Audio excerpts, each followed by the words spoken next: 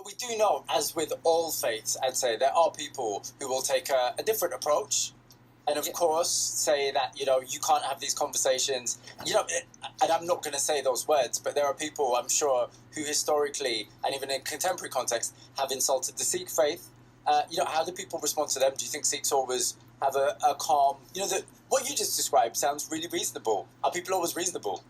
Well, look, I think you don't need any Sikh educator to tell you that, there's 6 billion people, some aren't reasonable. I can't really add any more to it than that. Some aren't reasonable. Joe, go for it. And it's not just about blasphemy. Isn't about dissing. It's about dissing someone who's like sacred. Mm-hmm. Whereas when you're having a go at Sikhs, or you're having a go at Jews or Muslims or whatever, it's something more than that. It's not just talking about God, talking about Jesus, talking about Muhammad, whatever it is. You're talking about someone. You're talking about people, a race, a religion. In Judaism, we're a faith. We're not a credo religion where if you don't do all the laws, you're kicked out. And I think that's an important point, because you'll find some people in that believe in not saying God's name in vain, and don't say it. And you know what? A lot of people would probably strive not to. But in reality, in a modern society, in where we are now, I think there's a lot more issues. And the one that you hear in youth terms, you hear it's quite colloquial now. Oh my God, you're using Jesus' name in vain.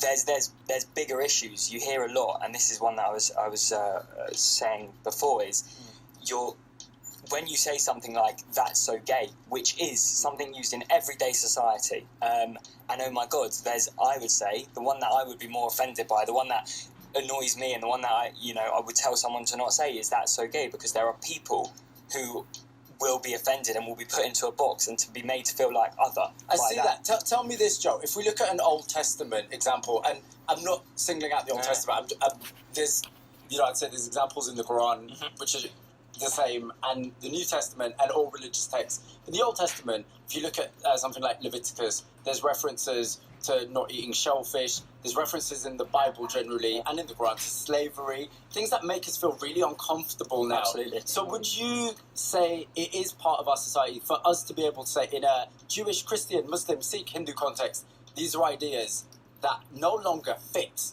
Or because a while ago that would have been seen as blasphemous. Are you comfortable with those ideas now being challenged? Yeah, I think so. I think that's, as part of modern society, as we go on, we have different ideas. We have these conversations, and let's be honest, what was going on 2,000 years ago or 400 years ago, wherever we're talking, we're living in a different world. In Judaism, there's this idea that when there's 613 good deeds, mitzvot, which Jews are meant to observe and meant to do.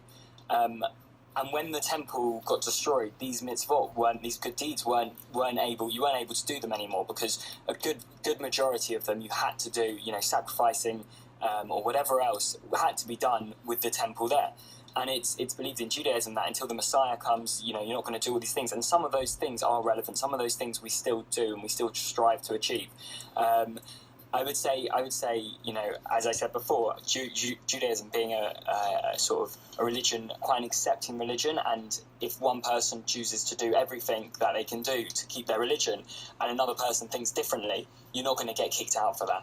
And actually, that's missing in Islam. And blasphemy laws actually restrict, first and foremost, religious people. There are countries where, and even it's happened here as well, where you criticize.